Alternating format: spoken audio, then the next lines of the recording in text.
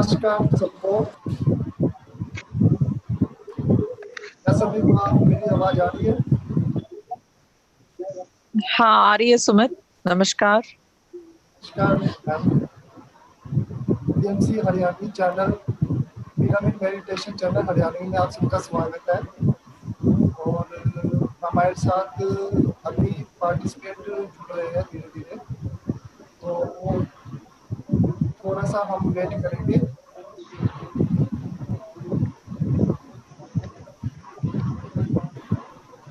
Please सभी अपने अपने माइक म्यूट कर दीजिए। आप सबको अनम्यूट कर दीजिए। हेलो सुमित। सुमित जी मैम। आप इनको सबके ऊपर क्रॉस लगाइए आप। ओके। प्रेम जी हमारे साथ जुड़ गए हैं।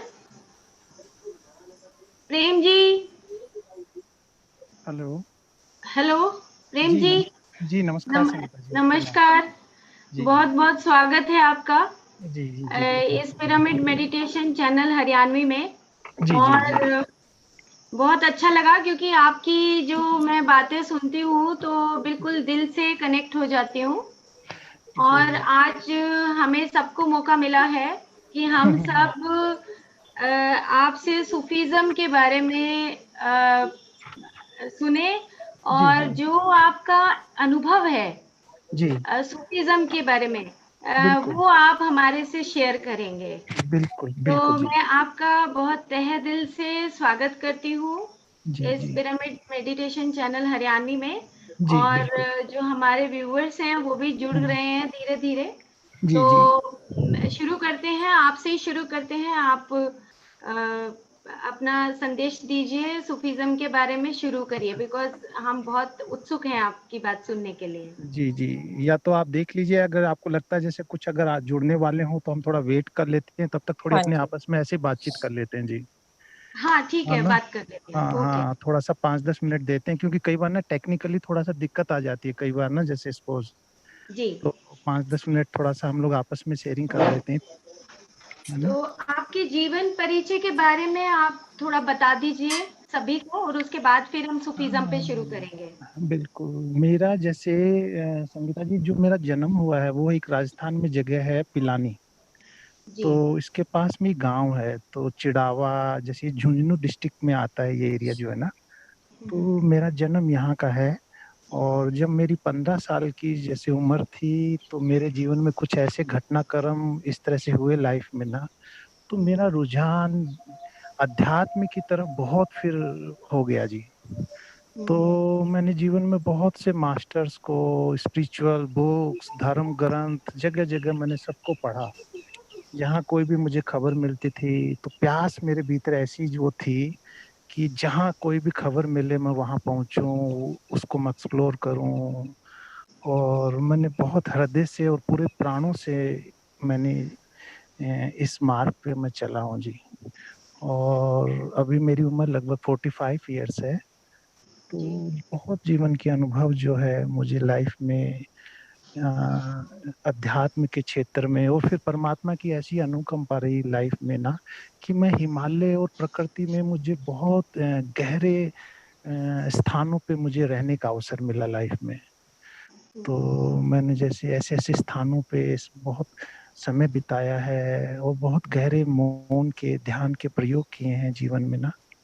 तो बहुत परमात्मा की ब्लेसिंग जो है वो एक तरह से अनुभव करता हूँ जी। नहीं तो संसार में ना कई बार ऐसे काम, जिम्मेवारियां, सब चीजें हो जाती हैं लाइफ में ना, कि लोग कई बार ना चाहते हुए भी ना अपने इंटरेस्ट को, अपनी हॉबी को, अपने शौक को नहीं दे पाते हैं। लेकिन ये थोड़ा सा मैं पाता हूँ कि मेरी लाइफ में थोड़ा प्लस पॉइंट कहूंगा, ये परमात्मा की एक ग्रेस या ब्लेसिंग रही जी लाइफ में ना। हाँ जी हाँ जी हाँ जी। तो एक बिल्कुल। जैसे हम्म, क्योंकि मैं जब आपसे मिली थी आज से लगभग 6-7 साल पहले की बात है, जब हाँ मैं जी हाँ आपसे जी। कसोली में मिली थी और हमने जी मेडिटेशन किया था। बिल्कुल और जी। जहाँ पर आप हमें लेकर गए थे तो वो बहुत हम्म, सुंदर थी वो जगह, प्रकृति हाँ के बिल्कुल नजदीक। नदी बह रही थी वहां पर। और हाँ वो भी बिल्कुल, वो घना पाइन का जंगल है जी वो वहाँ पे ना, हम्म। पाइन फॉरेस्ट है। तो ऐसे में हमारे मन, हमारे विचार सहज ही हम लोग शांत हो जाते हैं जी, विचारों के तल जो हमारे हैं ना। और जहाँ विचार थोड़ा सा सहज होते हैं, रिलैक्स होते हैं, माइंड हमारा शांत होता है, तो फिर मुन्ने, ध्यान में उतरना बड़ा सहज हो जाता है। हम्म। हाँ जी, हाँ जी। मुन्ने, ये कहाँ थे लेट वाले? ये आप जो है इनको अनम्यूट करिए सुमित जी।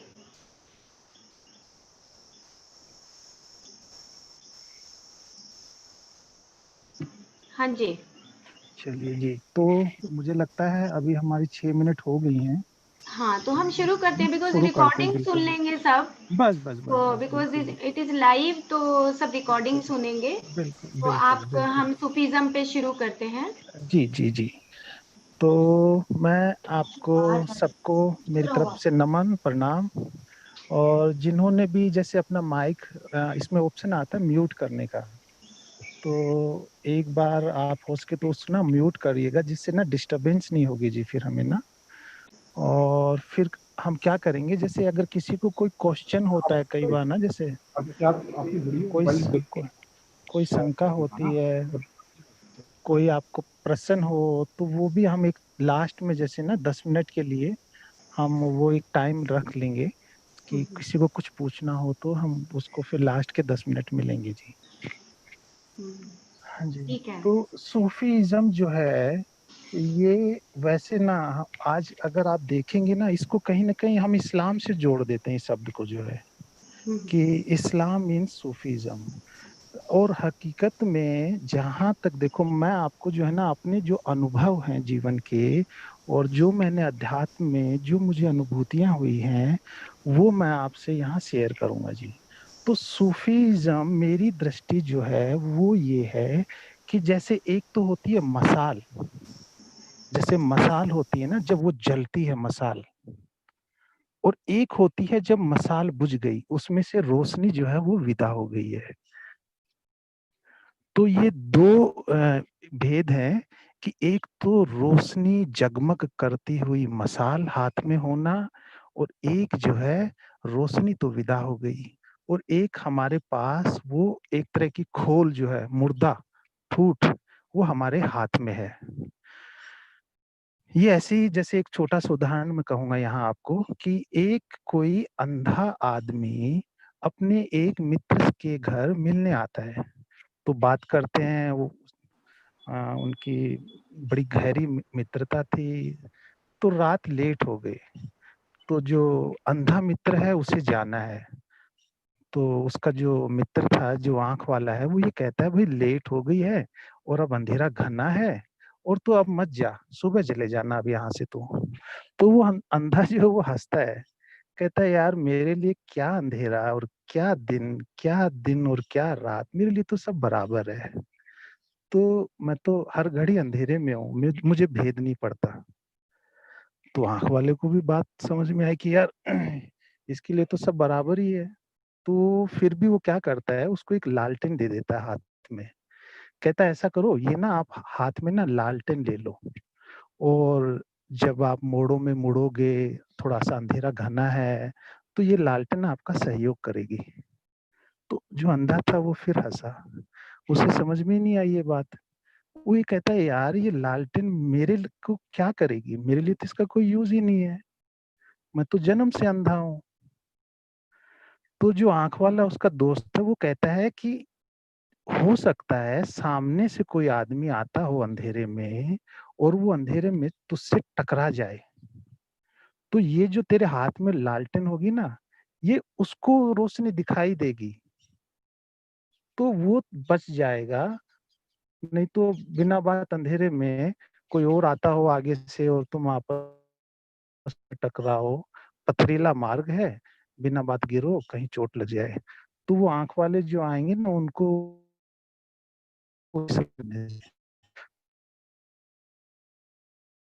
ठीक है। तो उसने जी अपने हाथ में बाल्टी ली, और वो थोड़ा ही आया था, 2-4 उसने मुड़, इतने क्या हुआ, उससे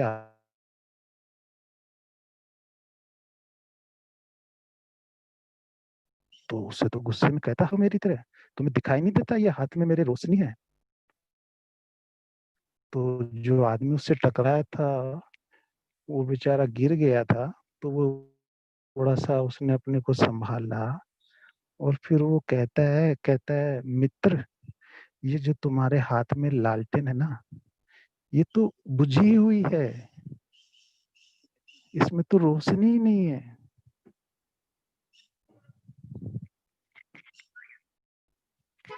अब अंधा जो है वो लेके तो चला था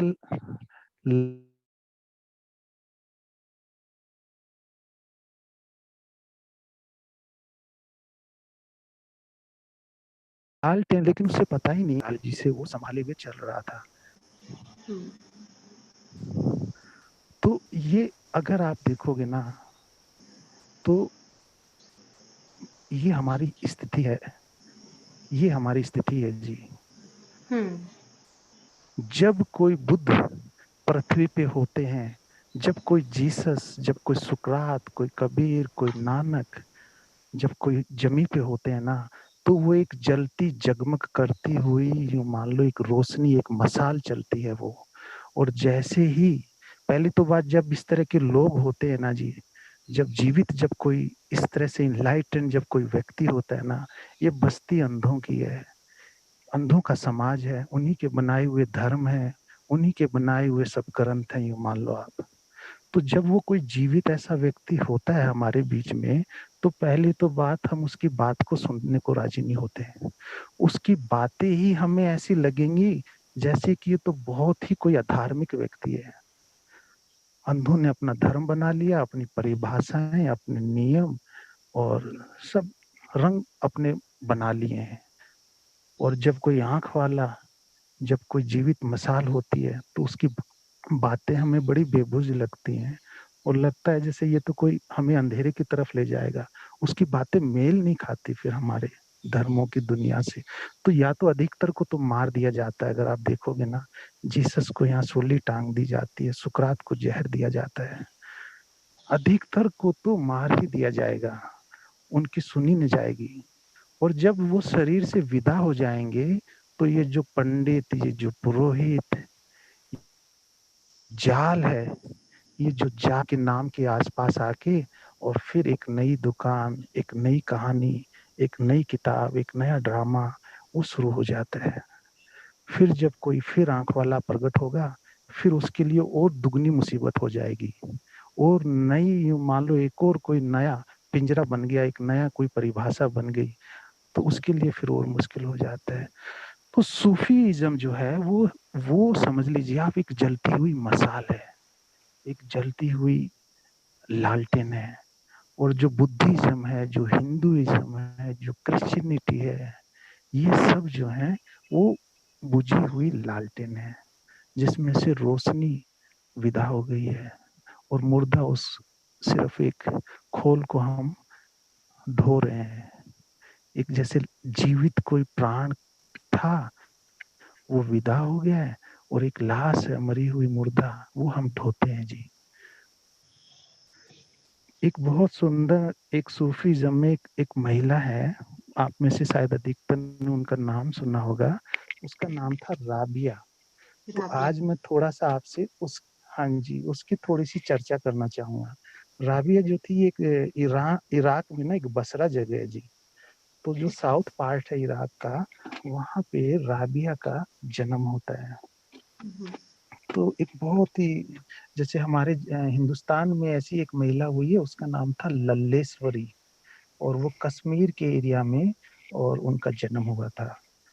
तो जैसे बुद्ध और जैसे जीसस, इस चेतना की जो ऊंचाइयां थी, वो ये राबिया जो है उसी ऊंचाई की, उसी कॉन्शियसनेस की इनलाइटेंड एक लेडी जो है, ये इराक में हुई है। इनका 714 में जन्म हुआ था और 801 में इन्होंने अपना शरीर त्याग दिया है।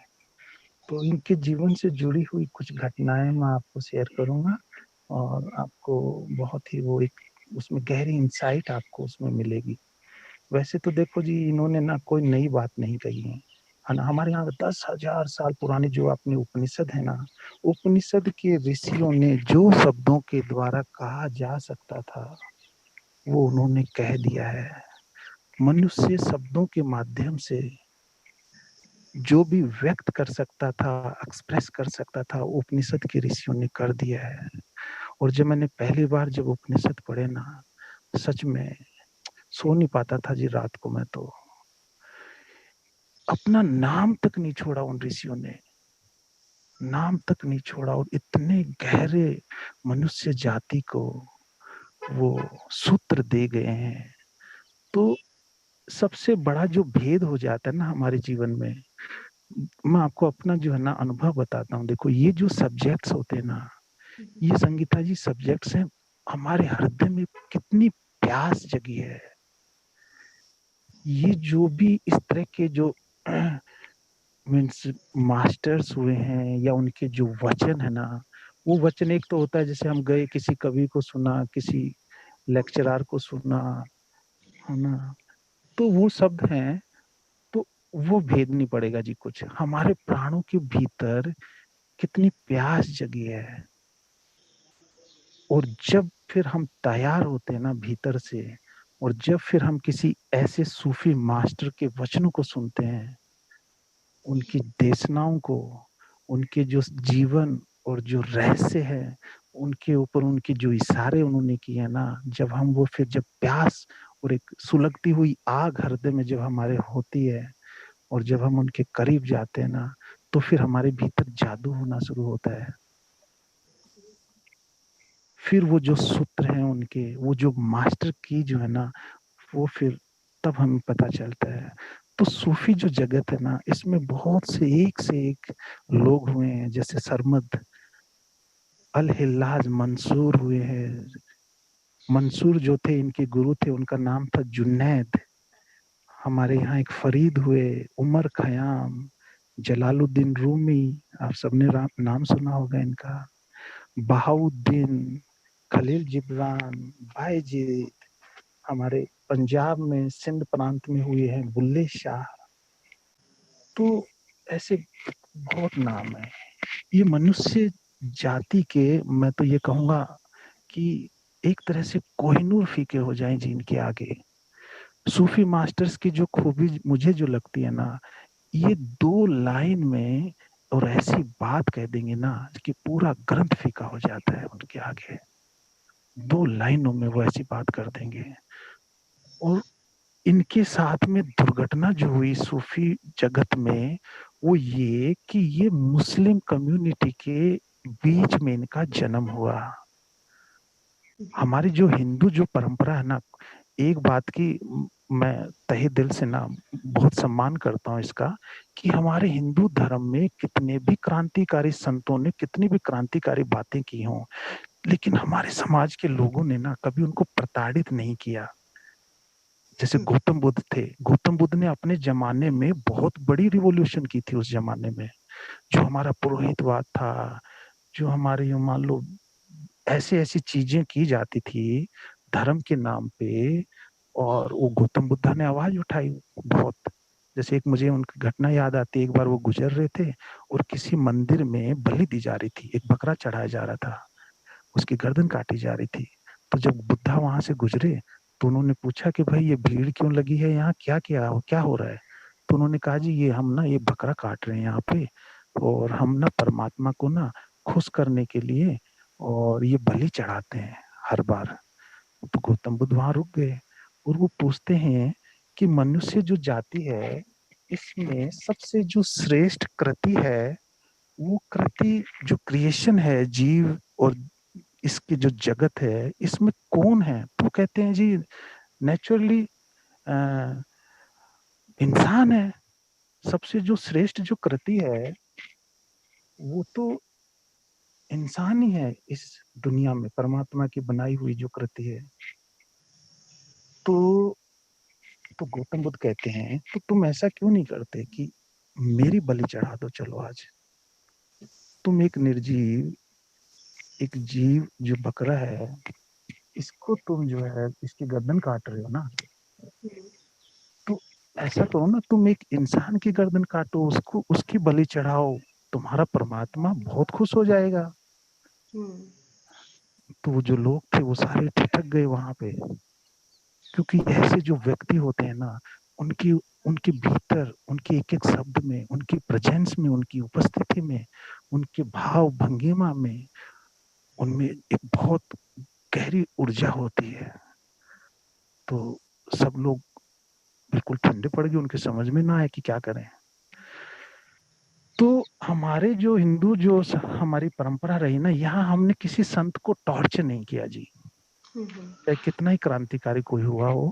लेकिन ना ये जो इस्लाम जो कम्युनिटी है, जिसको हम कहते हैं ना शांति का धर्म, इस्लाम मीन शांति, यहाँ बहुत मारकाट होती है जी। तो इतने प्यारे प्यारे लोग हुए हैं ना इनके बीच में, मैंने जैसे अभी नाम कुछ आपको आपने बताया एक ना जी। राबिया का नाम भी लिया था ना, तो हाँ राबिया बिल्कुल, कुछ राबिया, आपको राबिया बताना चाह जी, रहे थे। बिल्कुल। तो ऐसे ऐसे नाम हुए ना, इनको इतना बेदर्द इन लोगों को मारा गया है ना जी, इनको इतना प्रताड़ित किया गया है ना, जो भी सत्य थे जीवन के जो इन्होंने जब बोले हैं हमारे बीच में, तो इनको मीन्स बहुत टॉर्चर करके और इनको मार दिया गया था। तो राबिया जो थी वो, उनका जन्म जो है बहुत एक गरीब परिवार में हुआ, और वो बहनें थी जैसे चार। तो छोटी उम्र में उसके साए, उसके सर के ऊपर से उस माता पिता का साया उठ गया उसके। तो उस समय में जैसे कि खरीद फरोख्त होती थी इंसानों की भी, मंडियां सस्ती थी और वहां बेचा जाता था। तो ये जो गरीब राबिया है, ये एक हाथ से दूसरे हाथ इस तरह से इसे बेचा गया, और इधर से उधर इसने अपना जीवन बिताया। ऐसी परिस्थिति में, ऐसी दुर्दशा में, और ये एक ऐसा फूल खिला है ना। तो मैं तो आपसे सबसे कहूंगा कि आजकल ना बहुत इजी हो गया है जी, टेक्नोलॉजी ने इतना मीन्स इजी कर दिया। तो जैसे गूगल है, आप थोड़ा सा जैसे समय जब भी आपको लगता हो ना, जैसे थोड़ा समय खाली है, तो ऐसे जो करेक्टर्स है ना, इनको थोड़ा पढ़ना शुरू कीजिएगा। इन्होंने जीवन की इतनी संपदाएं लुटाई है ना अपने वचनों के द्वारा, अपने मीन्स प्रवचनों के द्वारा, तो हमारे जीवन में क्रांति हो सकती है। तो राबिया, जैसे मैं आपको बताऊं, राबिया जो है, एक बार क्या हुआ, राबिया के जैसे घर में एक मेहमान आया, उसका नाम था हसन। तो हसन जो है वो आया, और वो जैसे ड्राइंग रूम में बैठा है, राबिया अंदर थी उस टाइम में। तो हसन क्या करता है, उसको एक पुस्तक दिखाई दी, तो वो कुरान शरीफ। तो उसको लगा कि राबिया अभी है नहीं, चलो इतने कुरान शरीफ को थोड़ा सा अध्ययन किया जाए। तो उसने देखा कुरान शरीफ में जैसे कोई वचन है, तो उस वचन को क्या किया हुआ, लाल रंग से उस पूरी लाइन को काटा गया है, और काट के उसके नीचे कुछ एडिट किया हुआ है। तो मुस्लिम लोग तो जी ये सोच भी नहीं सकते, कल्पना भी नहीं कर सकते कि कुरान शरीफ और उसमें करेक्शन। क्योंकि उनका तो कहना यह है कि बस एक ही पैगंबर है पूरी पृथ्वी के ऊपर, अगर कोई डिवाइन पावर अल्लाह जो है, उसने अगर किसी पैगंबर को भेजा है तो वो एक ही है, और वो है हजरत मोहम्मद। और उनकी एक ही किताब है, और उसका नाम है कुरान शरीफ। तो यानी ये एक अंधेपन की मान लो हद होती है जी। इतने प्यारे प्यारे फूल जैसे खिले हैं जी, बुद्ध, जीसस, सुकरात, लाओ त्सु, च्वांग त्सु, इतने प्यारे प्यारे लोग इस पृथ्वी पे हुए हैं ना। लेकिन वो लोग ऐसे मान लो जैसे कहते हैं ना कुएं का मेंढक, बस उस कुएं के मेंढक में ही बस उस उनकी जो फिलोसफी है, उनकी जो सारी जो समझ है, तो वो उससे बाहर नहीं जाते। तो हजरत मोहम्मद ही बस पैगंबर है उनके लिए, और जो थोड़ा बहुत इधर उधर बोलता है उसको वो फिर परेशान करेंगे, टॉर्चर करेंगे। तो वो आदमी हसन तो हैरान हुआ है कि यार कुरान शरीफ में ये एडिट किया हुआ, ये करेक्शन किया हुआ है। तो वो एकदम से फिर उसने देखा, पेज पलटे, कुछ और आगे इस तरह से लाल वो उससे कटी हुई हैं लाइनें। तो इतने में राबी आ जाती है। तो बड़ा एकदम क्रोधित है, आवेश में है, पूछता है, कहता राबिया ये देखो कौन है, किसने ये हिमाकत की जो कुरान शरीफ में ऐसे लाइनें काट के और ये इस तरह से किया हुआ है। तो राबिया कहती है ये हसन मैंने ही किया है। अब उसमें एक लाइन लिखी हुई है, जैसे सपोज कि तुम जो शैतान है उससे घृणा करो। तो राबिया कहती है अब तू हसन मुझे ये बता जिसके पास घृणा बची ही नहीं, जिसके पास सिवाय प्रेम के कुछ और बचा ही नहीं करने को, वो कैसे घृणा करेगा? जैसे एक फूल है, वो फूल खिल गया है, अब कोई उस फूल को गालियां दे, कोई फूल को उसको हाथों में लेके मसल भी दे ना, तो भी वो फूल दुर्गंध नहीं देगा। मुझे हाँ। प्रेम जी एक बात जी जी याद आ गई बीच में। जी जी आपके इस फ्लो को थोड़ा मैं बीच में रोक के जी एक चीज का मैं मैसेज जरूर देना चाहूंगी यहाँ हमारे व्यूवर्स को, जी जी कि अभी कुछ दिन पहले पिरामिड सोसाइटी में एक डैना मैरियम, एक लेडी हैं, जी जी डैना मैरियम, और हम्म उन्होंने एक पुस्तक लिखी है। हम्म पुस्तक का नाम है अनटोल्ड स्टोरी ऑफ सीता माँ। जी जी जी तो उन्होंने अपनी कहानी लिखी है उस हम्म पुस्तक में, हम्म और उस पुस्तक में उन्होंने बताया है कि जो रामायण में जो राम और सीता जो दोनों को भगवान के रूप में हम पूजते हैं, तो हम्म सीता माँ के साथ जो बचपन में नौकरानी का उन्होंने रोल निभाया है उस त्रेता युग में डेना मैरियम ने। जी जी तो जो डेना मैरियम है वो लिखती हैं कि जो हमारी पुस्तकों में कुछ चीजें ऐसी लिखी गई कि हम्म जिससे हम भ्रमित हो गए। हम्म जैसे कि उन्होंने एक उदाहरण दिया कि हम्म सीता माँ उस जमाने में त्रेता युग में हम्म जब वो उनके अपने पिता के साथ जनक के साथ जाती थी, और हम्म पूरे जंगलों में जाके जो आश्रम बनाते थे ऋषि, हम्म वहां पे वो जाके वो ये कहती थी कि ये जंगलों को, पेड़ को मत काटो, और इतने हम्म बड़े बड़े आप आश्रम मत बनाओ, क्योंकि हम्म पेड़ों के अंदर भी वही जीव आत्मा है जो आप एक लालटेन की बात कर रहे थे ना, बिल्कुल जी जी जी कि जी जो रोशनी है वो सभी हम्म चीजों में है, वो बिल्कुल जीव आत्मा बिल्कुल सभी में है। तो हम्म उन्होंने दो जन्म लिए उस हम्म त्रेता युग में। एक हम्म बार वो मीनाक्षी रही और एक बार अनुसुईया रही। बिल्कुल जी और जी जब सीता माँ बचपन में थी तब वो मीनाक्षी का रोल उन्होंने किया उस वक्त, हम्म उस हम्म जन्म में। और उसके हम्म बाद जब वो अयोध्या में चली गई सीता माँ, हम्म उसके बाद उनकी मृत्यु हो गई, तब हम्म उन्होंने अनुसुईया नाम से जन्म लिया। हाँ जी जी तो जी जी बिल्कुल उन्होंने ये बताने की कोशिश करी है इस हम्म अनटोल्ड स्टोरी ऑफ सीता माँ में, हम्म वो हम पुस्तकें अपने मतलब के अनुसार बदल देते हैं। बिल्कुल बिल्कुल जी हम जी क्या करते हैं, हमें सुविधा होनी चाहिए। बिल्कुल तो उस इस हिसाब से आज की डेट में अगर हम YouTube पे ये अगर हम डैना मैरियम की स्टोरी सुनते हैं, untold hmm story of Sita माँ, हाँ जी हाँ जी तो मैंने उनके अभी कुछ चैप्टर्स पढ़ लिए हैं, लगभग हम्म 10-12 चैप्टर मैं पढ़ चुकी हूँ। हम्म तो उसी का मैं सार आपको बता रही हूँ कि हम अपनी ही पुस्तकों को हम्म मैला कर देते हैं, और बिल्कुल बिल्कुल अपनी पुस्तकों को मैला करने के बाद फिर हम उसी से भ्रमित हो जाते हैं, बिल्कुल है वही ना? है ना जी चाहे वो राबिया हो, और हम्म चाहे वो मीरा हो, चाहे वो बिल्कुल भगवान राम हो, सीता हम्म हो, हम्म कितने ही हमारे महर्षि ब्रह्म ऋषि हुए, हमारी बिल्कुल अ, अनेकों जो महिलाएं हैं जो ऋषि हम्म बनी हैं, ब्रह्म हम्म ऋषि बनी हैं, लेकिन उनके अंदर सब में वही रोशनी है बिल्कुल ना? जो आप बिल्कुल बात कर रहे थे बिल्कुल कि ये जो लालटेन है ये बुझी हुई, हम्म क्योंकि सबके अंदर वही तो बसता है, बिल्कुल और बस बिल्कुल जी हमें वही खोजना है, लेकिन हम अपने अहंकार में इन चीजों को भूल जाते हैं ना। वही तो वही बात है उस जी टाइम में उन्होंने, मीनाक्षी ने, जो डेना मेरियम है आज, वो बात हम्म करती है कि सीता माँ ने उस वक्त कहा कि सेल्फ गवर्नेंस, कि हम्म ऋषि मुनि जब श्राप देते थे उस जमाने में, तो हम्म ये श्राप उन्होंने उस वक्त रोका, उन्होंने, सीता माँ ने हम्म कहा कि ये हम्म श्राप देने की प्रथा नहीं होनी चाहिए। जो ऋषि है, जैसे आपने बताया कि जब बिल्कुल घृणा है ही नहीं कहीं, घृणा तो बिल्कुल वास ही नहीं है बिल्कुल अंदर, तो बिल्कुल ऋषियों के बिल्कुल अंदर ये श्राप की भावना कहाँ से आ गई? नहीं हुआ जी, वही सब ये चीजें ना ऐड हो जाती हैं। अंधे लोग जो है ना, वो कुछ हम्म, इस तरह की माफिया समझ लो जी, ये माफियाइज्म है धर्म की, मान लो जी, है ना। हाँ। तो ये बहुत शुरू से ये हावी है, और इस तरह की चीजें ऐड हो जाती हैं, और फिर वो एक अंधी प्रथा शुरू हो जाती तो है ना। हमें तो एक्चुअली हाँ क्या है कि हाँ जो हमारा चैनल है जी वो जी बहुत ही सहजता से और हम्म विनम्र से और जी सत्यता के आधार पे, बिल्कुल आत्मज्ञान बिल्कुल के आधार पर हम हम्म इसको, सूफीज्म है, गीता हम्म सार है, और बिल्कुल हमारा जो स्पिरिचुअलिज्म है, उन सब चीजों में बिल्कुल एक ही तो बात लिखी है कि हम बिल्कुल सब बिल्कुल। आत्मज्ञानी बने, है ना? एसेंस आत्मज्ञान एसेंस। वही रोशनी है, बिल्कुल वही एसेंस जैसे ना। है ना? जी बिल्कुल।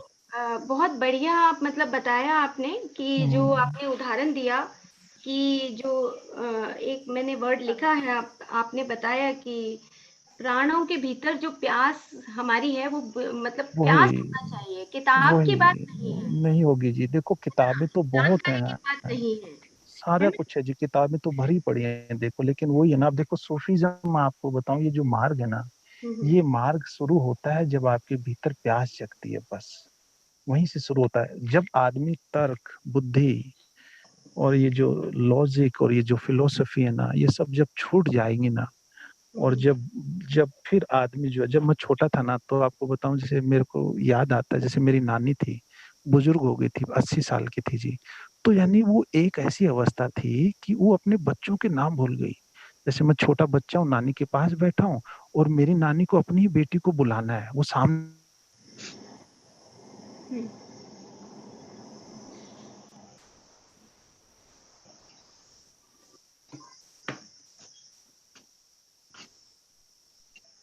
है वॉइस। शकुंतला। तो कहती है, अरे इधर आ। तो मैं फिर सोचता, मैंने कहा यार, अपने बच्चों तक के नाम भूल गए, हम्म, भी अवस्था आती है। तो कभी तभी वो देखो, कबीर कहते हैं ना, पोथी पढ़ी पढ़ी जगमुआ, पंडित भया न कोई। तो फिर मैं सोचता था यार, ये इतनी ज्ञान, इतने ग्रंथ, इतनी किताबें, ये जो है ये कहाँ पहुंचाते हैं। लास्ट में तो आदमी अपने बच्चे तक का नाम भूल गया ये लोग। हम्म, तो राबिया जो है फिर उसको कहती है, भाई मैं नहीं कर सकती ये घरना जैसे ना, मेरी ऐसी अवस्था है जैसी फूल की हो गई है।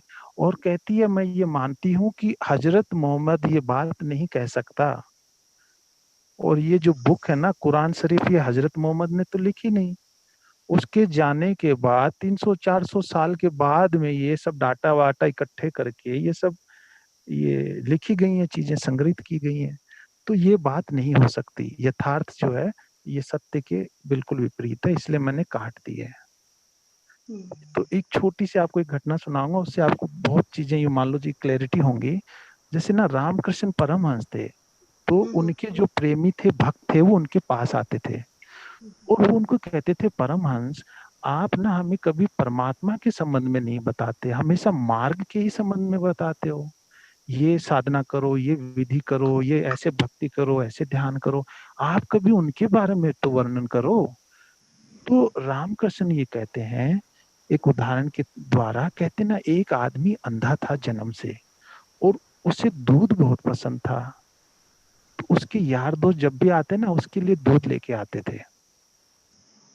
तो एक दिन क्या हुआ, दूध आया, खीर बनी, सभी दोस्तों ने खीर खाई, और फिर जब बैठे थे तो अचानक अंधा ये कहता है यारों, आप ना जब भी आते हो मेरे लिए मेरा सबसे प्रिय जो पदार्थ है वो लाते हो, और खीर बनाते हैं और खिलाते हो।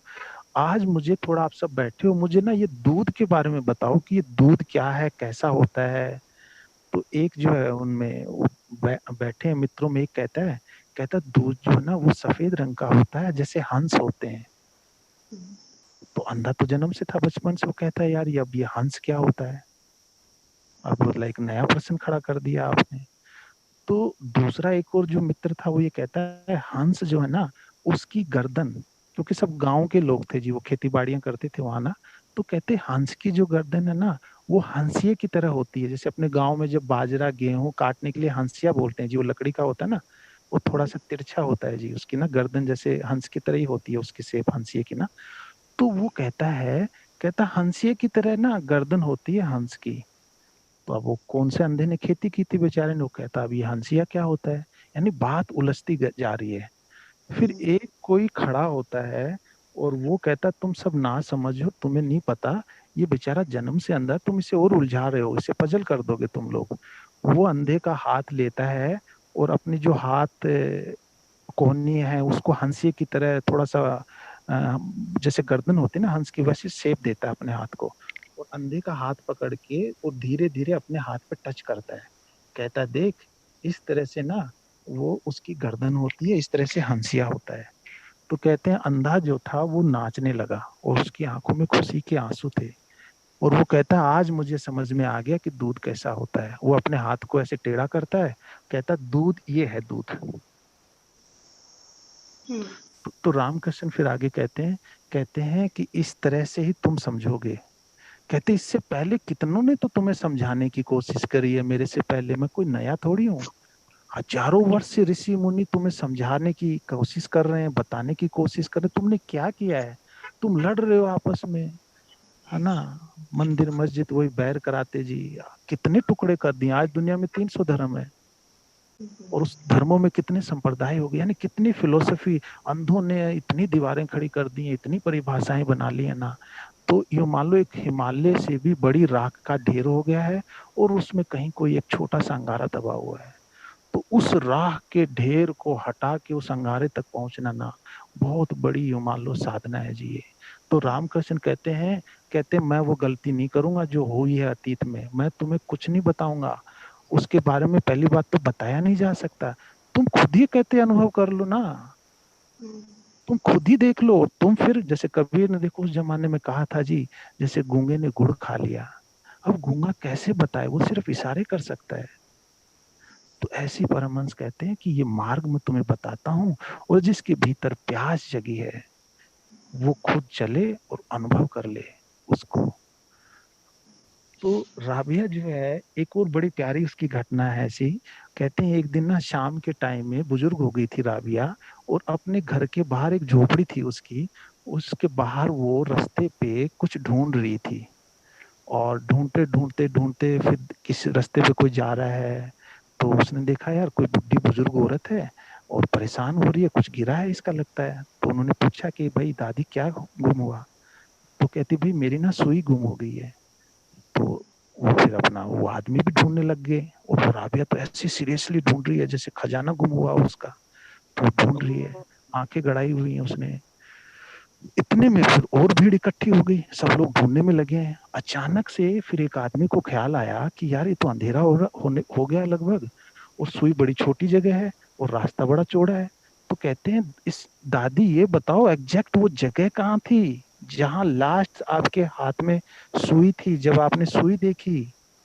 तो वो जो बूढ़ी राबिया है वो हंसने लगी। कहती भाई ये तो तुम पूछो मत। कहती वो तो झोपड़े में गिरी है। और कहती उस वक्त उजाला झोपड़े में था, तो मैं जो है झोपड़े में काम कर रही थी, वहां वो गिरी, तो थोड़ा सूर्य ढला, झोपड़े में अंधेरा हो गया, रास्ते पे उजाला था, तुम रास्ते पे आ गई ढूंढने ढूंढने। तो सारे लोग हंसने लगे। वो बोले यार ये तो बुढ़िया तो सठिया गई है बुढ़ापे में। तो लोग कहते हैं रे पागल, तूने हमारा समय खराब किया, जहां सुई गिरी है वहीं मिलेगी, यहाँ कहाँ मिलेगी तुझे, झोपड़े में ढूंढ। तो कहते हैं राबिया और जोर से हंसती है, कहती है ना समझो, मैं तो वही कर रही हूँ जो तुम कर रहे हो। तुम कहाँ ढूंढ रहे हो? तुमने कभी अपने भीतर पूछा कि तुमने कहाँ खोया है? बिल्कुल सही कहा आपने। हाँ।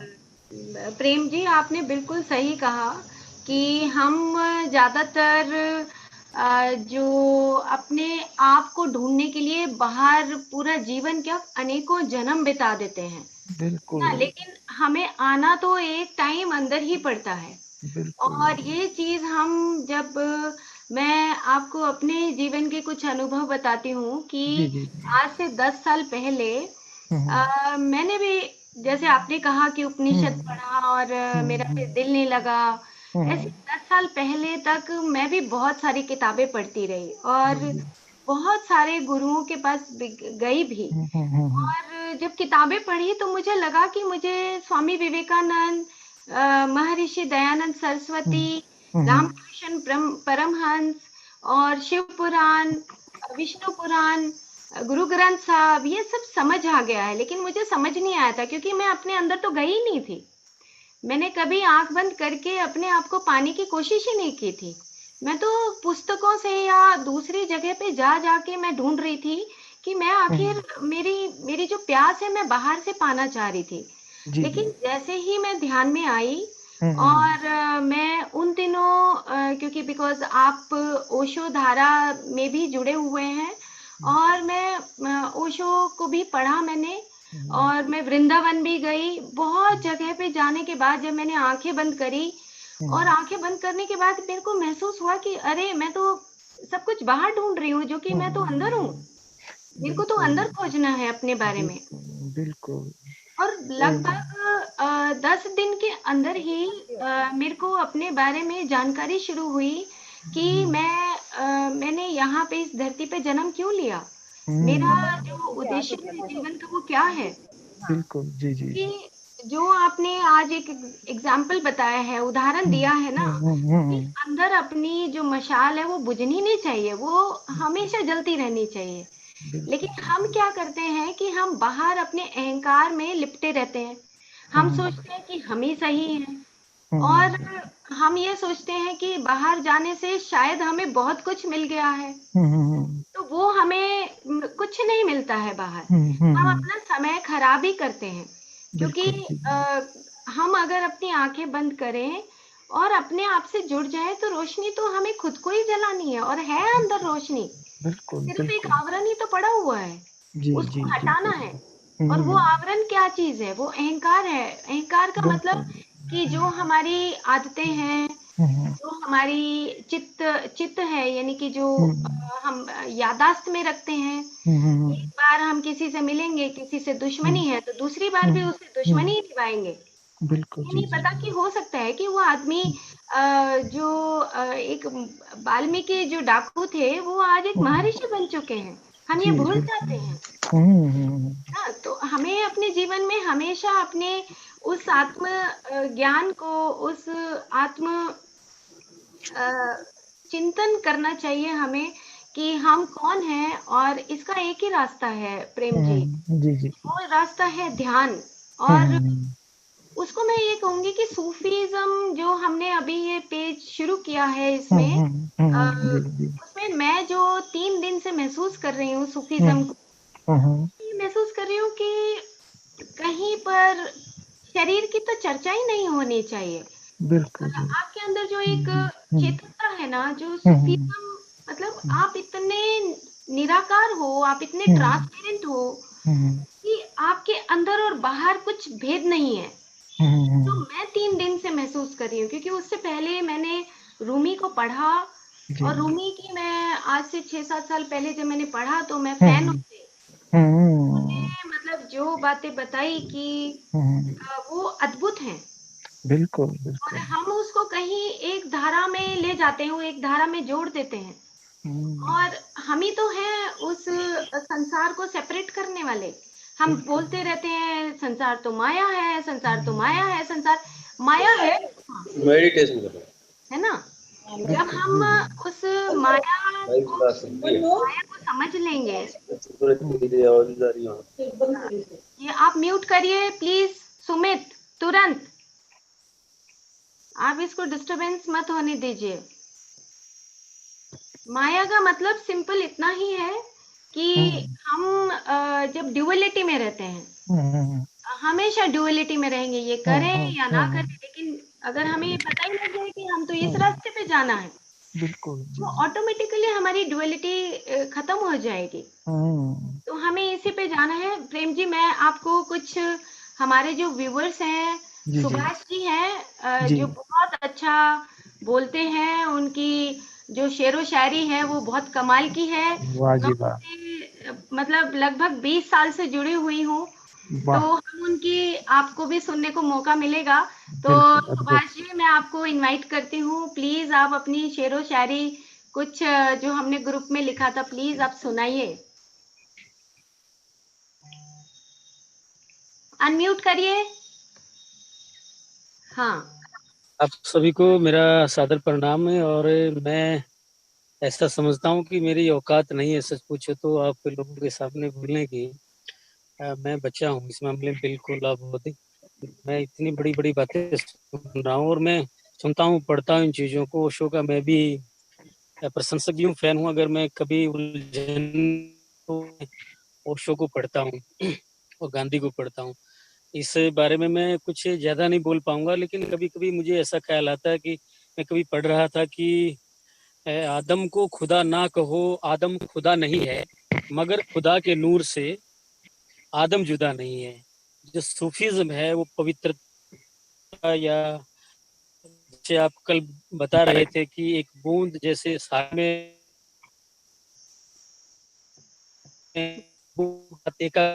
उनके बीच में बसता नहीं है। मुझे लगता है कि ये मोहब्बत है, ये प्यार है, यही सूफीज़्म है। और मुझे कहना चाहिए कि मैं तुम्हें खुदा कहूँ या खुदा को खुदा कहूँ, दोनों की सूरत एक है। मैं किसको खुदा कहूँ? जैसे राबिया जी का भी प्रेम जी जिक्र कर रहे थे कि अब मेरे अंदर ऐसी कोई चीज है, नफरत है ही नहीं कि मैं किसी से नफरत करूं। तो मेरे लिए सब बराबर हैं। शैतान सामान्य व्यक्ति में प्रेम, फूल जैसे भी जी बताते थे कि फूल खिलता है उसको मस तो वो सुगंध ही देगा। तो जब हमें उस रास्ते पर चलते हैं, वहां तक पहुंचना तो कबीर बुद्ध हो जाना तो बहुत बड़ी बात है। मैं कभी उसके बारे में सोचता नहीं हूँ, लेकिन आदमी इंसान इंसान हो जाए। जैसे कहते हैं कि फूल कितना भी खूबसूरत हो, खुशबू लाख जौहर हो आदमी में, इंसानियत नहीं तो कुछ भी नहीं। मैं समझता हूँ अगर हम ऐसा भी कर पाए तो भी कहीं ना कहीं अच्छा लगता है। जब हम रास्ते पर चल, हमारे पैर के नीचे कोई कीड़ी मकोड़ा ना आ जाए, कोई हम फूल ना तोड़ ले, कोई हम किसी पेड़ को नुकसान ना करें, कभी हम चिड़ियों को दाना डाल दें, या जिस आदमी की जरूरत है हम उसके कभी काम आ जाएं। मतलब हम पिघले हमारा दिल किसी के प्रति, उसमें उस तरफ हम चले थोड़ा थोड़ा। तो मैं समझता हूँ कि प्रेम जी तो बड़े ज्ञानी है और आप लोगों ने भी बहुत इस पर मेहनत किया हुआ है, काम किया हुआ है। मैं तो आपसे एक सुनने के शायरी लिए और आपके कर दो, शायरी क्या और जी? सुना दो, दो शेर और सुना दो। स्टेज पे इतना बोलते हो, मैं दो शेर तो सुनाने पड़ेंगे आपको। मैं नेक्स्ट टाइम आपसे फिर मुखातिब हूँगा। अभी मैं सुनने का बहुत मन है। जब आदमी नीचे दरी पर बैठता है ना और ठीक। सामने से सुनता रहता है तो वो उस मूड में नहीं होता। मैं तो आप में खो गया था जिस प्रकार से आप बोल रहे थे, और मेरी आंखें खुली खुली रह गई कि आप कितने पढ़ने लिखने वाले आदमी और कितने मतलब ज्ञान आप लोगों को है। तो मैं तो आपका शिष्य हूँ और मेरा बोलने का कुछ औचित्य नहीं बनता है। फिर भी आपका रहेगा तो मैं मतलब ये प्रयास करूंगा कि अगली बार मैं थोड़ा सा कुछ उस पर लेकर आऊँ। बिल्कुल शुक्रिया आप बिल्कुल, लोगों आप का मुझे लेकर मौका आइए। हाँ, थैंक यू सुभाष जी। और आगे हम पक्का सुनेंगे। 2 दिन के बाद आपसे फिर से हम आप रूबरू होंगे। और वैसे तो हम रोज ही लाइव होते हैं, लेकिन अलग अलग विषयों के साथ हम आगे बढ़ते हैं। तो मैं धन्यवाद करती हूँ आपका। और हमारे साथ रानी जी हैं, जो मैं रानी जी को इनवाइट करती हूँ कि वो प्लीज अपना एक शेर व शायरी, क्योंकि वो बहुत ही सरल और सादगी से भरी हुई हैं, तो मैं रानी जी को चाहूंगी कि वो अपना कोई शेर सुनाए, शेर व शायरी जिसमें भी उनको अच्छा लगता है। प्लीज रिक्वेस्ट रानी जी।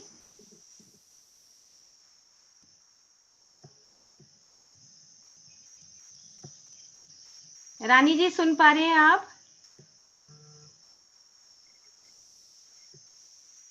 रानी जी सुन पा रहे हैं? अच्छा, चलो ठीक है। बलजीत जी, बलजीत जी, बलजीत जी सुन रहे हैं आप? Baljit ma'am, welcome. Please ma'am, आप बताइए सूफीज्म के बारे में। हेलो,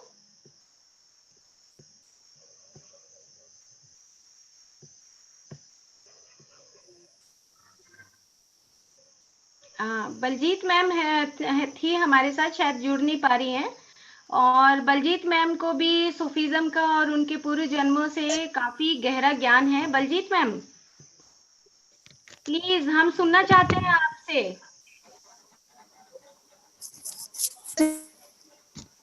हेलो,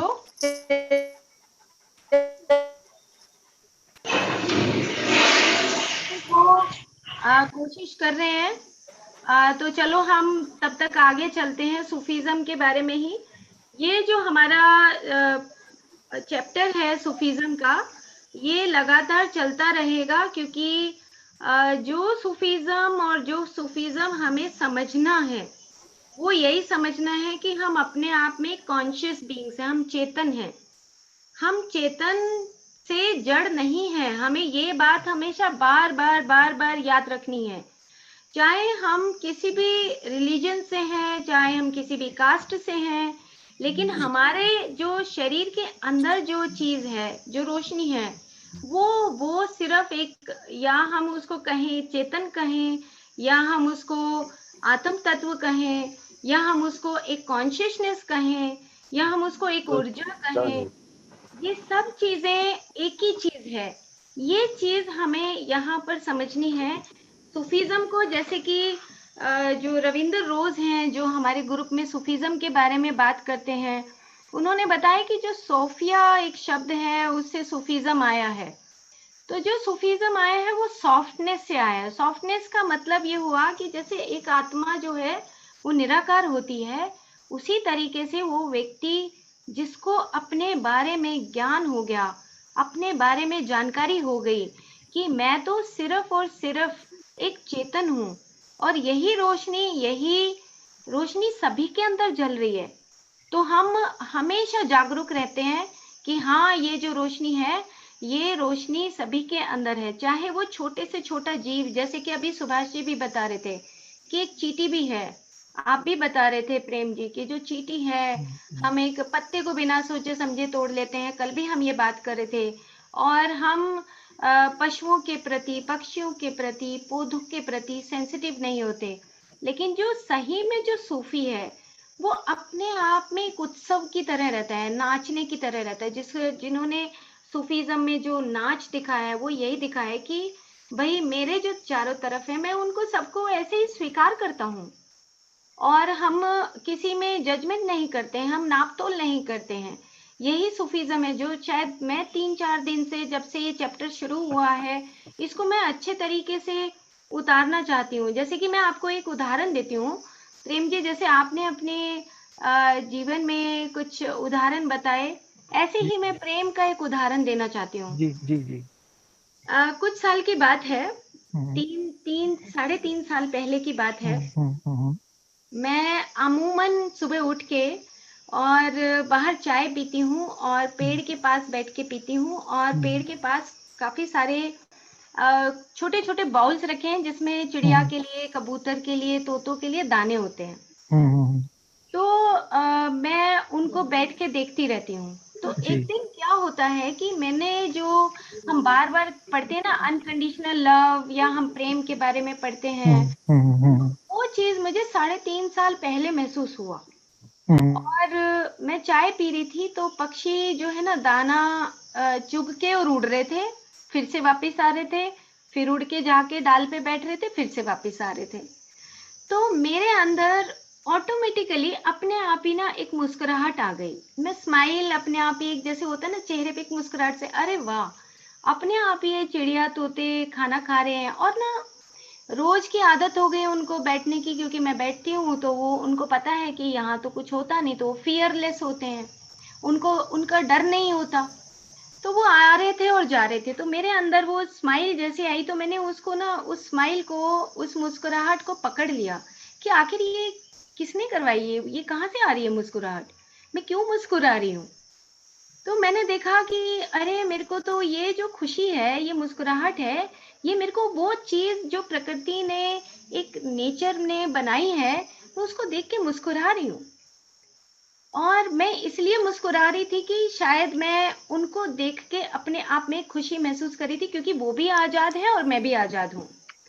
लेकिन हम जिंदगी में क्या करते हैं कि हम जिंदगी में एक दूसरे के ऊपर निर्भर रहते हैं, कि मेरी पत्नी, मेरे बच्चे, मेरा घर, मेरा मटेरियलिज्म, पता नहीं क्या क्या, हम एक दूसरे को गुलाम बनाना चाहते हैं। ये चीज मैंने उस दिन जीवन में सीखी कि कभी कभी हम क्या करते हैं अपने परिवार वालों के साथ ही, हम सोचते हैं कि उसने मेरे को समय नहीं दिया, वो तो मेरे से जेलस करता है, या मैं उससे जेलस करती हूँ। और हम एक दूसरे के प्रति, सराउंडिंग में जितने भी हम परिवार में रहते हैं, या सोसाइटी में रहते हैं, ऑफिस में काम करते हैं, तो उनके प्रति कहीं ना कहीं मन मुटाव रहता है, भेदभाव रहता है। वो एक स्वतंत्र जो जीवन होता है, जैसे पक्षी उड़ रहे थे और पक्षी वापस आ रहे थे, फिर उड़ रहे थे, और मेरे मन के अंदर वो मुस्कुराहट आ रही थी। तो हम दोनों अलग अलग रहते हुए एक दूसरे की मुस्कुराहट को और आजादी को जान रहे थे। सेम इसी तरीके से मैंने अपने जीवन में उस चीज को मैंने इम्प्लीमेंट किया कि मेरे सराउंडिंग में जो लोग काम करते हैं उनको मुझे कभी भी अपने आप में सोचना नहीं है, बंधन महसूस नहीं करना है, एक इंडिपेंडेंट नेचर को महसूस करना है, और दूसरों की लाइफ में इंटरफियर नहीं करना है, या हम दूसरों के बारे में जो हम बात करते हैं वो भी नहीं करना है।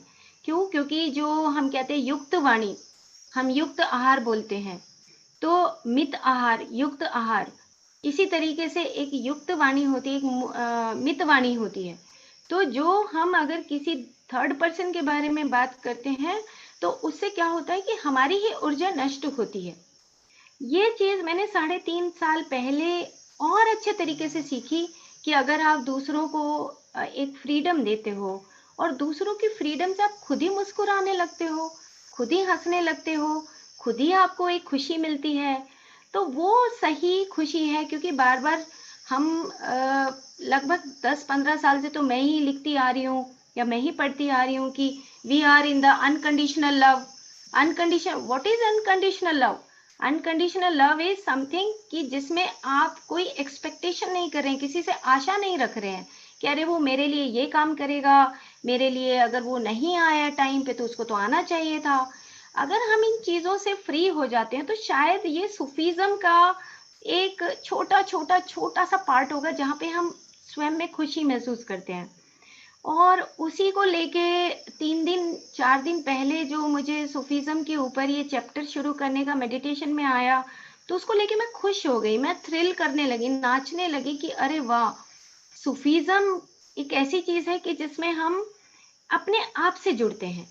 The meeting between you and you, आपकी आपसे मुलाकात होती है, सच में मुलाकात होती है, जिसमें आप बहुत स्पष्ट हो जाते हैं अपने आप में कि अरे तुम क्या कर रहे हो, नहीं ये नहीं करना है आपको, तो और आपकी एक गहराई से आपको अपनी जिंदगी में उतरना है।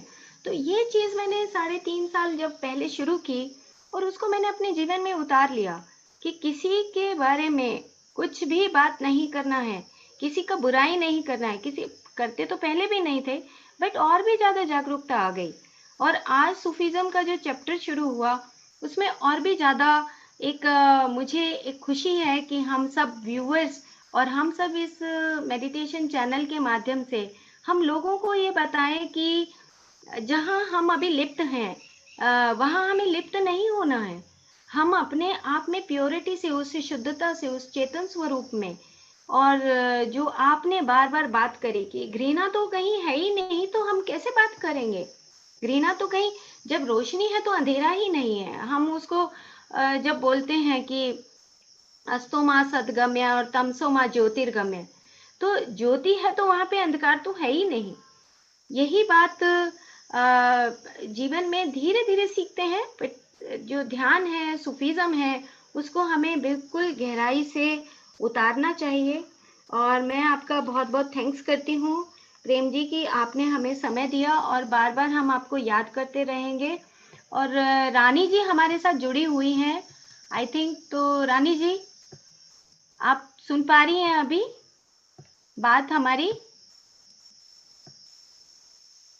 रानी जी, रानी जी सुन रहे हैं आप? नहीं, शायद जुड़ी नहीं है, तो ठीक है। तो हमारा हेलो समय है हेलो वो, हेलो हाँ जी हेलो। रानी। हाँ जी आ, नमस्ते जी। नमस्ते, हम सुनना चाहते हैं आपको, प्लीज बताइए कुछ सूफीज्म के बारे में। सबसे पहले तो आप सभी को मेरा नमस्कार। हाँ जी, हेलो। हाँ जी, सुन रहे हैं, सुन रहे, बोलिए, आप कंटिन्यू करिए। और मैं आपकी बहुत आभारी हूँ जिसने मेरे को ये रास्ता दिखाया। मैं किन लफ्जों से आपका धन्यवाद करूं। और मैं एक शेर सुनाना चाहूंगी। तो ये है, फानूस बनकर जिसकी हिफाजत हवा करे, फानूस बनकर जिसकी हिफाजत हवा करे, वो शम्मा क्या बुझे, वो शम्मा क्या बुझे जिसको रोशन खुदा करे। बहुत खूब, बहुत बढ़िया। तो बहुत बहुत धन्यवाद आपका। Thank you. Thank you. Thank you Rani ji. आप ना जी, छोटी सी बात करते हैं लेकिन वो इतनी अच्छी बात करते हैं कि हमें वो बात याद रहती है। हाँ बताइए, आप कंटिन्यू करिए, आप कुछ कहना चाह रही थी। नहीं बस थैंक यू मैडम। बहुत देखो अब ये आपको स्टार्ट है। हाँ आपका सुनने में बहुत मजा आ रहा है, बहुत मन लग रहा है, दिल से दिल मिल गया। Thank you. Thank you. तो यही बात मैं आप सबको व्यूअर्स को भी कहूंगी कि हमारे साथ अभी कुछ व्यूअर्स हैं, मैं कहूंगी कि निर्भीर हैं, ये निर्जन गांव से हैं, बहुत वंडरफुल मास्टर हैं। निर्भीर तुम सुन पा रहे हो? निर्भीर सुनाई दे रहा है तुम्हें? अभी नया नया सीख रहे हैं हम चैनल पे ना, थोड़ा ये जूम करना। प्रेम जी माफ करना हमें, क्योंकि हम थोड़ा ज्यादा एक्सपर्ट नहीं है इन चीजों में, लेकिन अभी हम सब परफेक्ट हो जाएंगे थोड़े दिनों में डेली, क्योंकि जूम का जो प्रोग्राम होता है तो उसमें बहुत सारे व्यूअर्स हैं, अभी जुड़ते जा रहे हैं और बहुत अच्छा प्रोग्राम चल रहा है। जसबीर हैं, जयपाल है, सोनम है, जोगिंदर जी हैं और इंदिरा जी हैं। इंदिरा जी, इंदिरा जी आप बताइए, ये क्रॉस हटाइए अपना, पहले आवाज से क्रॉस हटाइए। सुमित अनम्यूट करो सबको। आवाज हटाओ। ये इंदिरा जी आप अपना क्रॉस हटाओ, ये लाल वाला।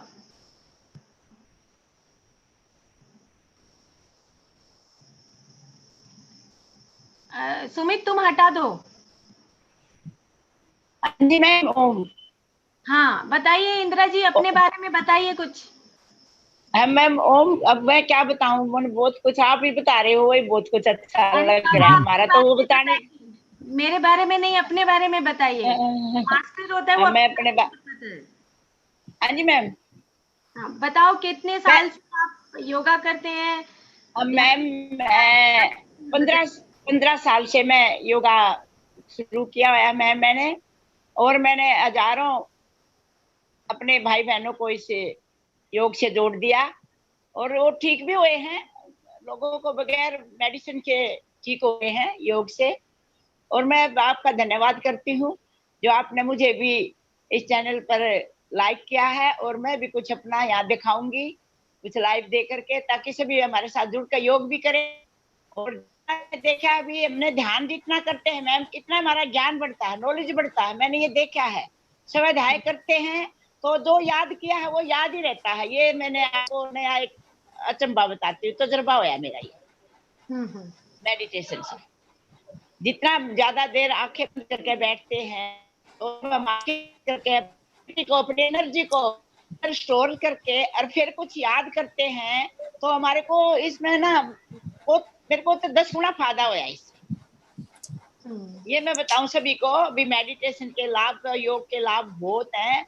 अब सभी जुड़े हैं हमारे साथ और ये रोज ही हमारा चैनल पर आएगा और इसको हम पूरा धूम धड़ाके से चैनल को चलाएंगे और अच्छे अच्छे इसमें हम रखेंगे, योग के भी रखेंगे और भी हम सारे आसन है, प्राणायाम है, और भी ध्यान तो हमारा साथ चलेगा।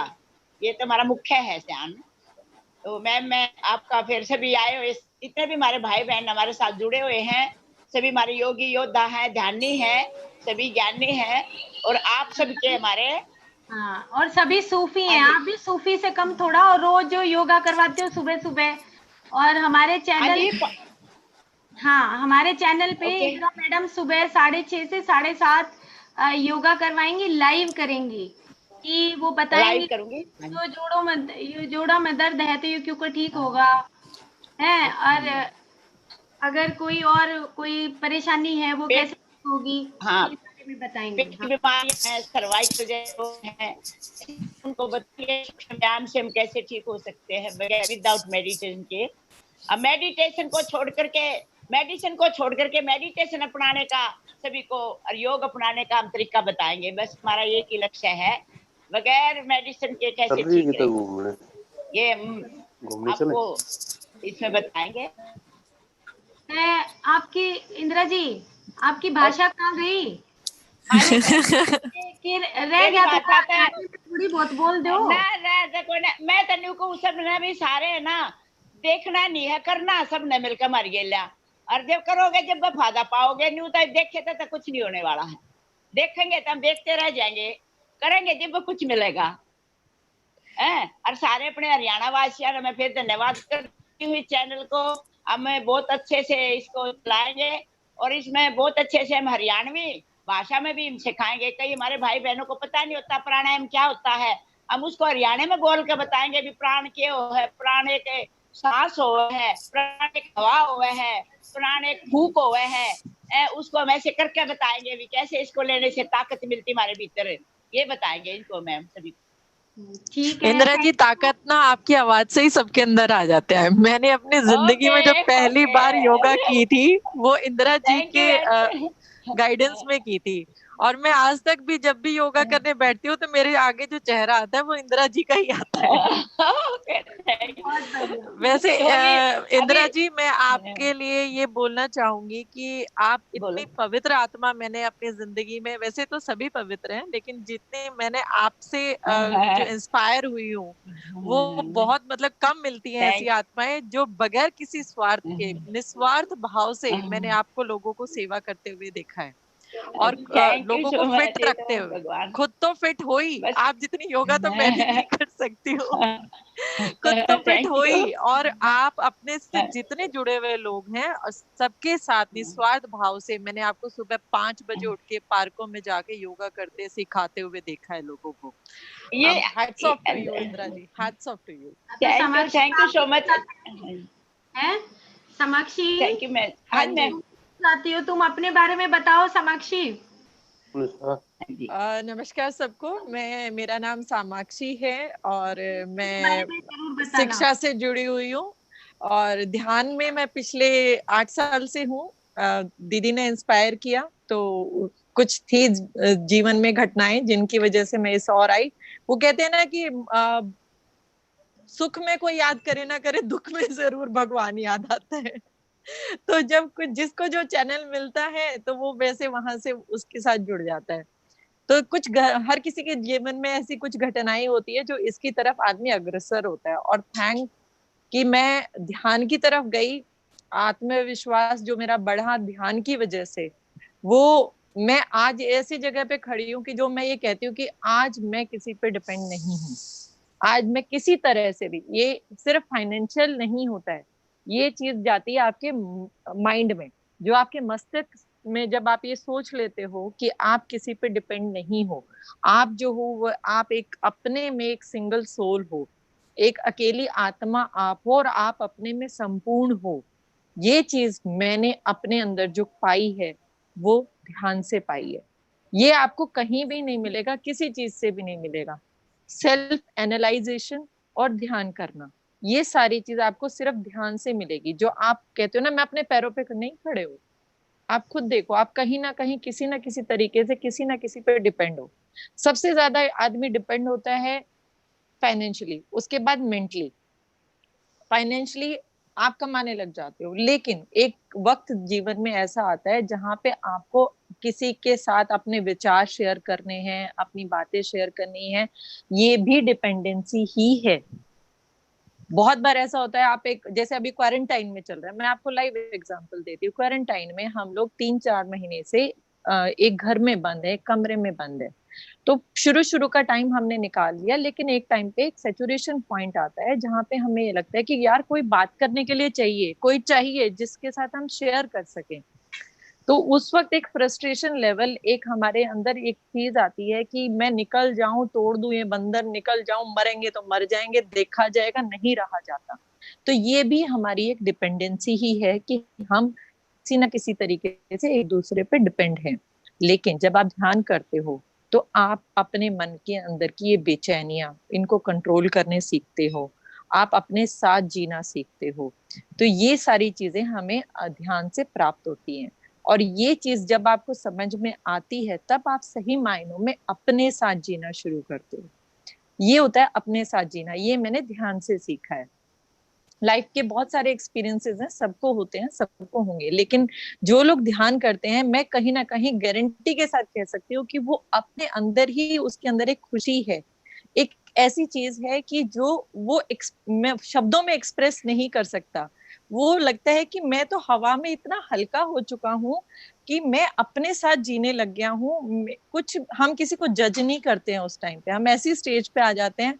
जो अभी दीदी ने कहा कि चिड़ियों का किसी को खुश होके देखना, ये भी चीज मैंने अपनी जिंदगी में एक्सपीरियंस की है कि पहले क्या होता था कि दो लोग बैठ जाते थे, किसी के बारे में टॉपिक उठ जाता था, इसकी चुगली उसकी चुगली, हम भी बड़े मजे से कहने लग जाते थे, हाँ वो तो सच्ची में ऐसा है, हमें भी वो लगने लग जाता है यार ये तो सच्ची में ऐसा है, ये कह रहे थे सही में ऐसा है। मतलब हमारा खुद का विजन नहीं होता था उसमें। और बाद में सोचता था यार मैंने ये बात बोल तो दी उसके लिए, कहीं ये जाके उसको तो नहीं बोल देंगे। तो दिमाग में एक टेंशन भी रहती थी, हमने बोल तो दिया कि कहीं बोल तो नहीं देंगे। तो क्या हमें वो जो थोड़ी देर हमने उस ग्रुप में बिताई और किसी की चुगलियां की या किसी के बारे में हमने कोई स्टेटमेंट दी, तो क्या हम इससे खुश थे? वो सिर्फ उस मोमेंट तक के एक अस्थाई रूप की खुशी हमारे अंदर आई थी। उसके बाद में क्या था, उस खुशी से तो कहीं ज्यादा हमारे अंदर टेंशन थी। फिर दूसरा इंसिडेंट ये हुआ कि किसी के लिए हमने स्टेटमेंट देनी बंद की। मैंने ये चीज समझी कि हर इंसान अपना एक्सपीरियंस लेने आया है। हर इंसान का, चाहे वो हम कौन होते हैं उसको जज करने वाले, हम कौन होते हैं ये बताने वाले कि वो सही है या गलत है, हम कोई नहीं होते हैं। क्योंकि हमारा विजन अलग है, उसका अलग है। दुनिया में जितने लोग हैं उनका सबका अपना अपना विजन है। हम कोई नहीं होते हैं किसी को गलत या सही बताने वाले। हर किसी की अपनी जिंदगी है, हर किसी के अपने एक्सपीरियंस है, हम जज करने वाले कोई नहीं होते हैं। और बहुत बार क्या होता है कि हम अपने विजन से, हम अपने पॉइंट ऑफ व्यू से दूसरों को देखते हैं और जज करते हैं। क्यों? हमें किसने दिया ये हक? हमें कोई हक नहीं है। अगर हम ये चीज देखें, अगर उसने किया है तो कुछ ना कुछ तो उसके भी रीजंस रहे होंगे।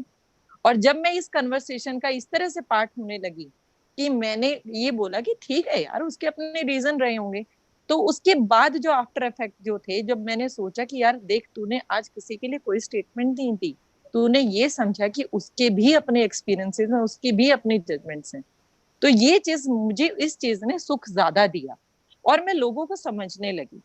मुझे बहुत अच्छा लगता है लोगों को जानना, हर चीज को जानना, प्रकृति हो, इंसान हो, जानवर हो, उनको एक्सप्लोर करना, उसको समझना कि भगवान ने इतनी चीजें बनाई हैं, ये हैं क्या, ये कैसे बिहेव करती हैं, ये कैसे एक्ट करती हैं। तो ये चीजें मैं बहुत ऑब्जर्व करती हूँ और मैंने ये सीखा है कि हर कोई यहाँ पे अपनी जर्नी लेके आया है, हर कोई अपने एक्सपीरियंस करने आया है। हर कोई अच्छा अच्छा या हर कोई बुरा बुरा नहीं कर सकता। बुरा और अच्छा कहने वाले हम हैं दुनिया में। अगर सब कुछ है, यही है, हम अपना एक्सपीरियंस लेके जाएंगे, लेकिन हम ध्यान के जरिए इन चीजों को समझने की हमारे अंदर एक क्षमता आती है। ये चीज मेरे ध्यान से सीखी है। तो अभी ये चीजें चल रही है। और अपनी पेंटिंग तो बताओ। मैं पेंटिंग, अभी मैंने एक दिन मैं ध्यान करने बैठी थी और मेरे बचपन से ही ना, मेरा कोई पेंटिंग का कोई फील्ड नहीं रहा है बचपन से ही। हाँ, शौक जरूर था कि मैं वाटर पेंटिंग करूं। बहुत तरह की पेंटिंग होती है, लेकिन मेरे वाटर कलर पेंटिंग्स के लिए मेरे को बड़ा क्रेज था बचपन से। और अभी क्वारंटाइन में मेरे को शौक बहुत था, टाइम नहीं मिलता था। तो एक दिन मैं ऐसे ही बैठी, ध्यान में बैठी, तो मुझे अंदर से एक विजन आया कि देख टाइम भी है, मौका भी है, क्यों नहीं करे। तो पहले तो हिम्मत नहीं बढ़ी, करूंगी कैसे, अंदर से आया करूंगी कैसे, फिर वही डिपेंडेंसी आ गई कि करूंगी कैसे, आता तो कुछ भी नहीं। फिर दीदी ने मेरे को ये हमेशा शिक्षा दी कि तू उठ, जवाब तेरे अंदर है सारे। मैंने अगले दिन ब्रश उठाई, पेपर उठाया और मैंने शुरू कर दिया और टचवुड डेली थोड़ा करके, और मैं आज इस स्टेज पे आ गई हूँ कि लोग कहते हैं कि वाह क्या कर रहे हो, अब मजा आ गया। और काफी कुछ पेंटिंग ना मुझे लोग ऐसे कहते हैं कि जो जैसी जिसकी भावना होती है ना, वो उसके काम में दिखती है। मेरे को जो कमेंट्स आते हैं, मैं उसके ऊपर बिना पे कह रही हूँ कि लोग ये कहते हैं कि आपकी पेंटिंग में ना बड़ी शांति दिखती है, एक पीस दिखती है। शायद आपके मन के रंग ना उन कलर्स में भी आपके उजागर होते हैं। आप वही चीजें देखते हो और वही चीजें समझते हो जैसा आपका मन है। तो ये चीजें जो है, जैसा आप अपनी मन की भावना, जो लोग कहते हैं ये एक्सपीरियंस होते हैं, आपको बस समझना पड़ता है इनको। कि जो आपके मन की भावना है ना, वैसी चीजें, वैसे आपका कामों में, आपकी हर बिहेवियर में वो चीजें आपकी उतर के आती हैं। तो मेरे पेंटिंग्स में जो कलर हैं, जो सूदिंग कलर्स निकल के आते हैं, वो लोग भी उनको देख के सुकून, एक शांति की प्राप्ति होती है, क्योंकि मैं बड़े शांति के मन से बनाती हूँ उनको। और ये सारी चीजें मुझे ध्यान, मेडिटेशन, वहीं से मेरे को सारा मोटिवेशन आया है। Thank ji you. दीदी। हाँ, thank you Samakshi. Santosh madam है हमारे साथ, मैं उनको जी भी एक बार जरूर इनवाइट करना चाहूंगी। संतोष मैडम, संतोष जी, डीपी मलिक जी, आप सुन रहे हैं हमारी आवाज? सेशन जी क्लोज करने से पहले मैं चाहूंगी कि आप प्लीज अपने बारे में बताइए, मलिक जी। जी जी मैम, सुन रहे हैं। हाँ, आप हाँ, ये वेटनरी डॉक्टर हैं and he is a great great great soul. मैं बता दूं इनके बारे में, एनिमल्स को लेके बहुत बहुत सेंसिटिव हैं और इन मतलब लाजवाब इंसान हैं। तो अपने बारे में थैंक यू बताइए। हाँ, मैम। आप आपने बहुत ज्यादा कह दिया। अरे आप है ही ऐसे, बताइए। और हाँ, बताइए। ऐसे मैम, अब आपने एनिमल किंगडम के बारे में बात की तो मैं थोड़ा सा ये कहना चाहूँगा, जब से ध्यान में आए हैं ना, तब से जो ट्रीटमेंट हम करते हैं, अब आवाज आवाज सुन रही है क्या जी? हाँ हाँ, बिल्कुल सुनाई दे रही आवाज, है, कंटिन्यू हाँ जी। करिए। हाँ, तो तब से एक अलग ही प्रवृत्ति से, अलग ही इंटेंशन से ट्रीटमेंट होता है। मतलब पता नहीं ऐसी सेंसिटिविटी जैसे आने लगी है कि भाई कोई एनिमल ट्रीटमेंट के लिए आता है, जैसे कोई डॉग है या कोई गाय है या कोई किटन है, छोटा बच्चा है, बिल्ली का है, बंदर का है, कोई बेचारा बिजली ने पकड़ लिया, वो लेके आते हैं। तो पता नहीं, पहले तो ट्रीटमेंट कर दिया करते, लेकिन अब वो सारा दिन दिमाग में यूं रहता है भाई ये ठीक नहीं हुआ, ये एक्सपायर हो गया, इसमें क्यों नहीं ऐसा हुआ, ये मतलब कुछ ज्यादा ही अलग तरह का एक्सपीरियंस होता जाता है। और ऐसा चाहते हुए जैसे पता नहीं, ये तो बहुत ज्यादा काम करने को है, इतना हो नहीं पा रहा है, कैसे हो पाएगा, इस टाइप की सिचुएशन बनती जा रही है। पता नहीं, मैं सोचता हूँ ये क्या हो गया। तो बहुत जितना जितना हमारे से होना चाहिए इतना कार्य है मैम, ऐसा लगता है कैसे कर पाएंगे। बहुत बड़ा ये तो एनिमल किंगडम है, बहुत बड़ा वनस्पति जगत है, बहुत बड़ा। करेंगे ये, क्योंकि अभी अपना चैनल शुरू हो गया है, इसमें हम एक वनस्पति विज्ञान करके एक सीरीज ला रहे हैं। जैसे जी अभी सूफिज्म के ऊपर एक सीरीज शुरू हो गया है, इसी तरीके से हम वनस्पति विज्ञान और सामूहिक आत्माएं करके एक सीरीज ला रहे हैं, जिसमें बहुत सारे डॉक्टर्स जुड़ेंगे, बहुत सारे आयुर्वेदा कॉलेजेस के स्टूडेंट्स जुड़ेंगे और जी बहुत सारे व्यक्ति जो जुड़ना चाहते हैं वो जुड़ के ये बताएंगे कि इनके अंदर भी वही कॉन्शियसनेस है, वही जीव आत्मा है जो हमारे अंदर है। तो इसीलिए हमें इनके साथ कैसा व्यवहार करना चाहिए।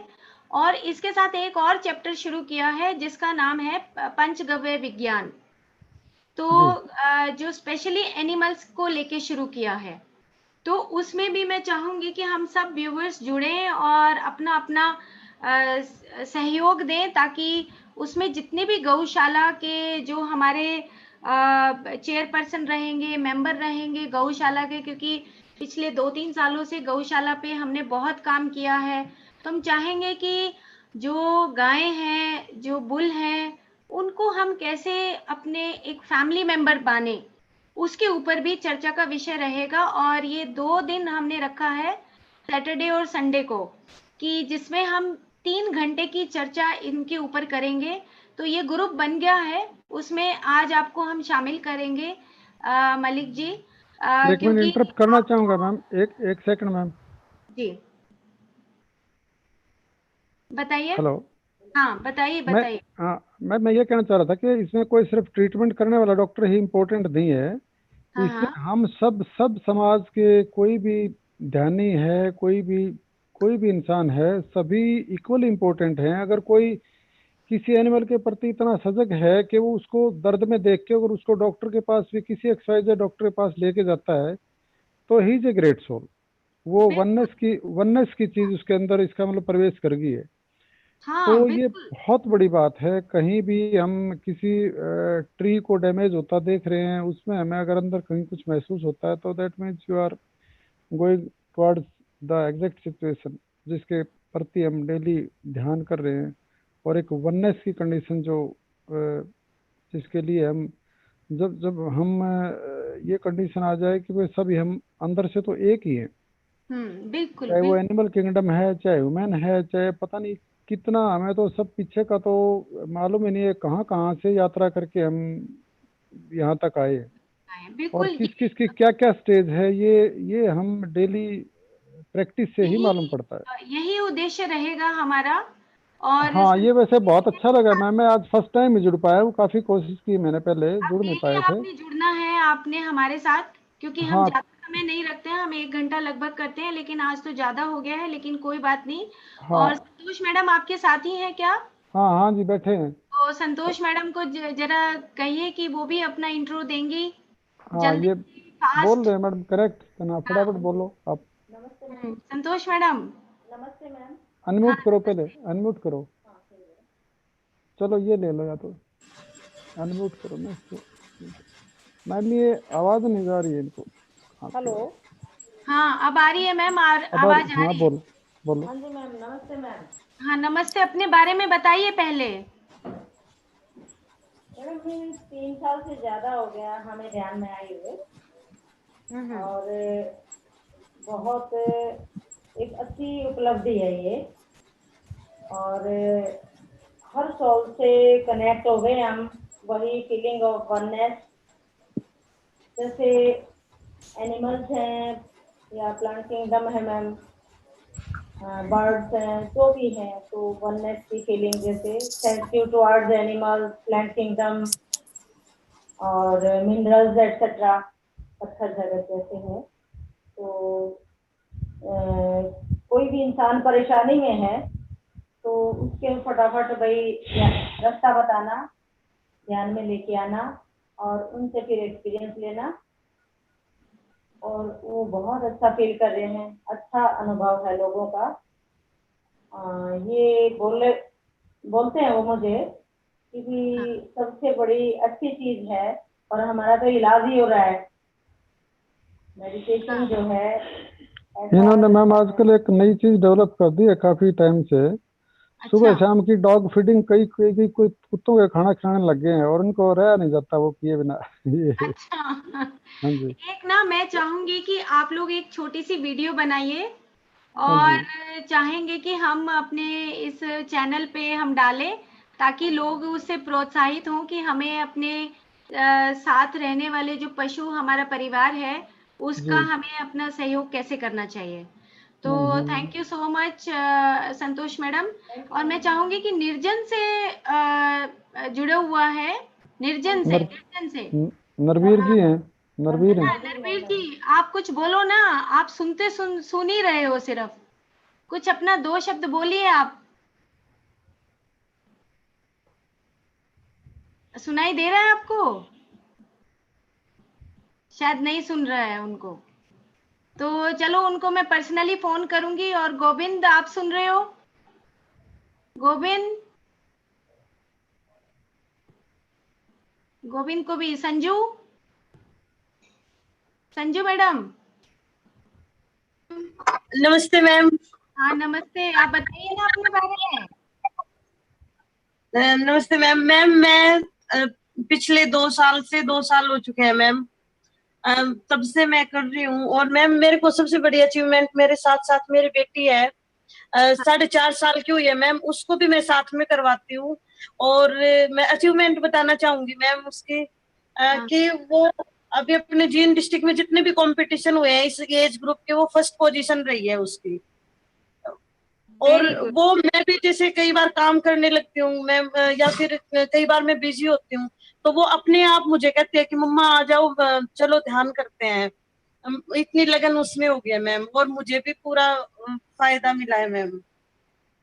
चलो बहुत बढ़िया संजू, बहुत थैंक यू तुमने। और कभी बेटी को भी साथ में रूबरू करना आप, ठीक है? मैं चाहूंगी कि बेटी भी आपके साथ बैठे और बताए कि मैं कैसे ध्यान के लिए मम्मा को उत्साहित करती हूँ।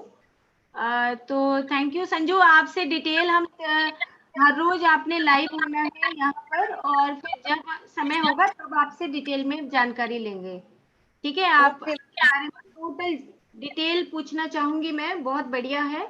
और गोविंद अगर हमारे साथ हैं तो गोविंद तुमसे भी मैं कुछ पूछना चाहूंगी।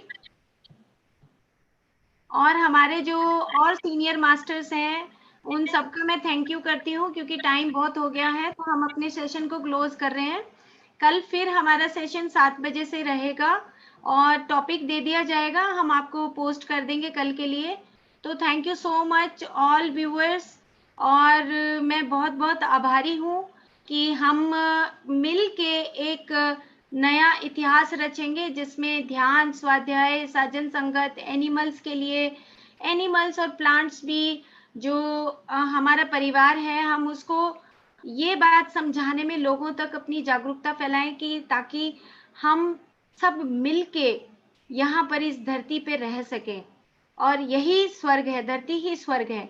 इसको कहते हुए हम अपने सेशंस को, यहाँ पे सेशन को क्लोज करती हूँ और सभी का धन्यवाद करती हूँ। और कल फिर से हम 7 बजे सब इकट्ठे होके फिर से बात करेंगे एक नए विषय के साथ।